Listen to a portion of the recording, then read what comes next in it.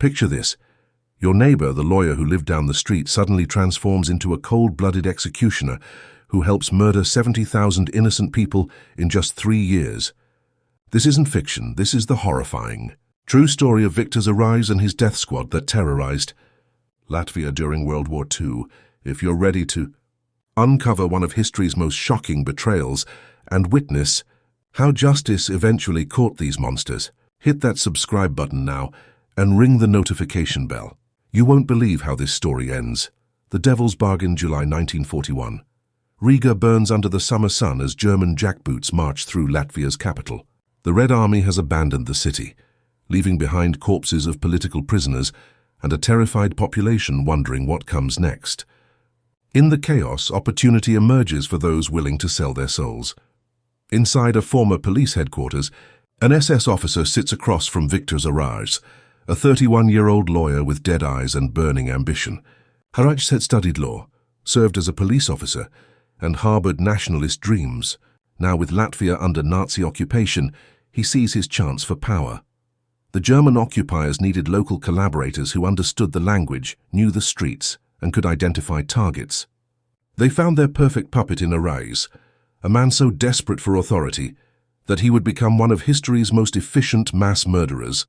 SS Brigadeführer Franz Walter Stahlecker, commander of the notorious Einsatzgruppe A death squad, gave Arājs his marching orders: create a Latvian auxiliary unit to help exterminate Jews, communists and Roma.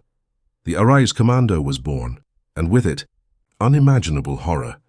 Building a murder machine, Arājs didn't struggle to find volunteers. Young students, fueled by nationalist rage and anti-communist hatred, flocked to join. Opportunists seeking power and wealth signed up. Career criminals saw a chance to kill with government approval. Within weeks, hundreds of men wore the commando's armband, carrying rifles and German backing. These weren't hardened SS veterans.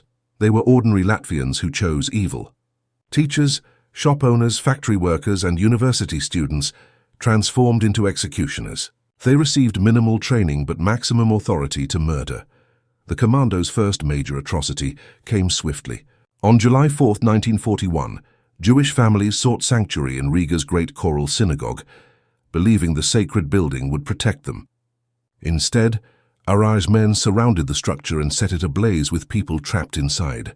Families burned alive while the commando watched. The black smoke rising over Riga signaled the beginning of Latvia's Jewish apocalypse. The synagogue massacres that night became known as the Night of Broken Glass in Riga. Synagogues across the city erupted in flames. Jewish men were dragged from their homes and executed in courtyards while their families watched.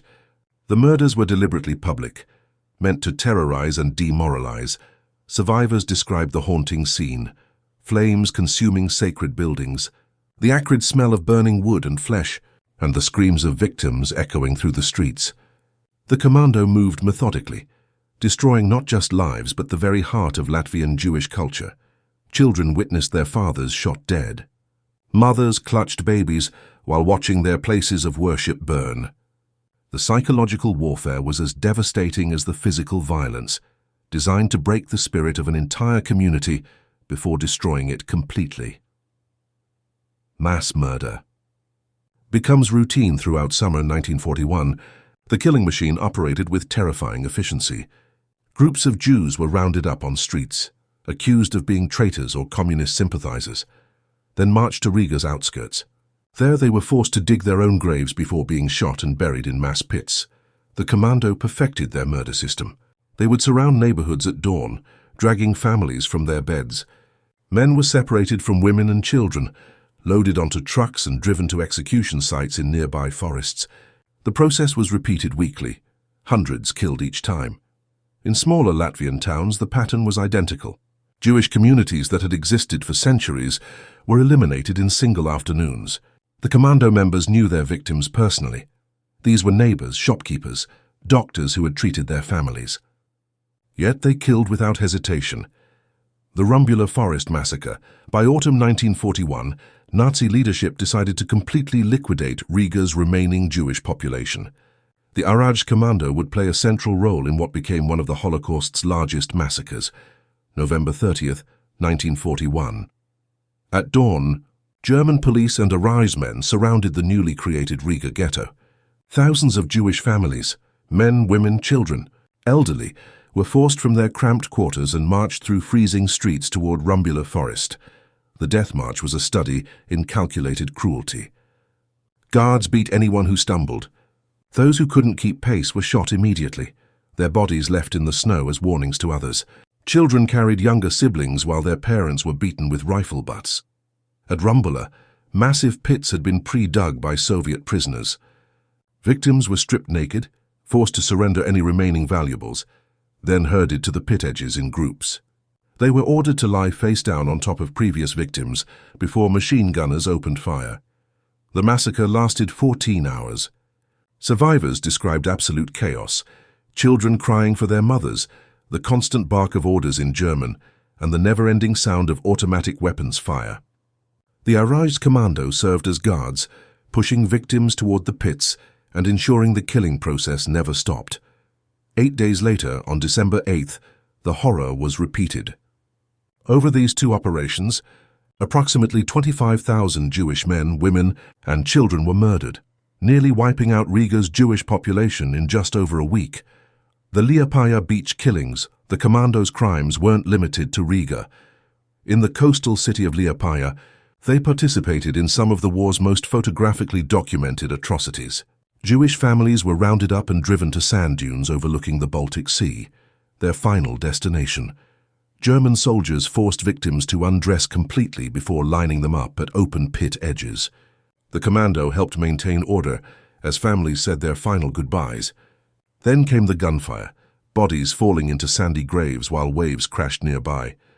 German photographers captured these murders, creating some of the Holocaust's most chilling evidence. The images show naked families moments before death, children clinging to parents, and commando members casually smoking cigarettes between executions. These photographs would later become crucial evidence in war crimes trials. Beyond Latvia, the Belarus campaign by 1942, the Arājs Kommando had nearly completed their mission in Latvia. Over 70,000 of the country's 93,000 Jews were dead. But their killing spree wasn't finished. German commanders deployed them to Belarus for anti-partisan operations, a euphemism for village extermination campaigns. Entire Belarusian communities were eliminated in single days. The commando would surround villages at dawn, separate men from families, then systematically burn homes while shooting civilians. Their experience organizing mass executions made them valuable to German officers seeking quick, decisive action against resistance movements and suspected sympathizers. Witnesses described whole settlements erased within hours, their residents buried in shallow graves while their homes smoldered. The commandos' expertise in mass murder had created mobile death squads capable of wiping out communities faster than conventional military units. The monsters among them, several. Commando members became individually notorious. Herberts Kukurs, once a celebrated Latvian aviator and national hero, served as deputy commander. Survivors remembered him personally driving trucks filled with Jewish families to execution sites, pistol in hand, participating directly in the shootings. Kukurs' transformation from beloved pilot to mass murderer shocked the nation. Before the war, children had looked up to him as an aviation pioneer. During the war, those same children watched him murder their neighbors. Konrads Calais, another officer, specialized in deportations and executions. He developed efficient systems for processing victims, from identification to execution to body disposal. His organizational skills made mass murder more systematic and deadly. The tide turns by 1943, Germany's Eastern Front was collapsing. The Red Army advanced westward, and German power in Latvia crumbled. The commando was increasingly used for desperate reprisal attacks against partisan groups, burning villages suspected of supporting resistance fighters. But morale plummeted as German defeat became inevitable. Commando members began deserting, some attempting to destroy evidence of their crimes.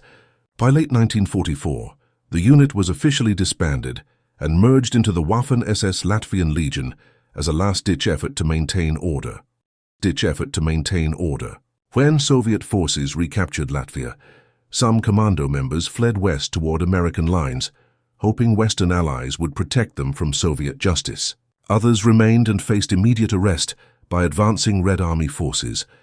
Justice and revenge post-war accountability came swiftly but unevenly.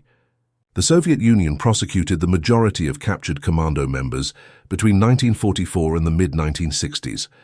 Of 356 identified members, 352 faced trial in Riga and other Latvian cities. The trials were thorough and devastating. Survivors testified about burning synagogues, mass graves at Rumbula Forest, and beach executions at Liepāja. Evidence included German photographs, witness testimonies, and physical evidence from massacre sites. 44 commando members received death sentences. 30 were actually executed, shot by firing squad or hanged in Riga's central prison. Others received 10 25-year terms of hard labor in Soviet camps. Though many died before completing their sentences, the trials documented the crimes in excruciating detail. Though many records remained classified for decades due to Soviet secrecy policies. Hunting the leaders, the commandos' leaders faced varied fates. Herbert Kukurs, the former national hero turned mass murderer, fled to South America after the war. For 20 years he lived quietly in Brazil and Uruguay, believing he had escaped justice. But the Israeli Secret Service, Mossad, never forgot.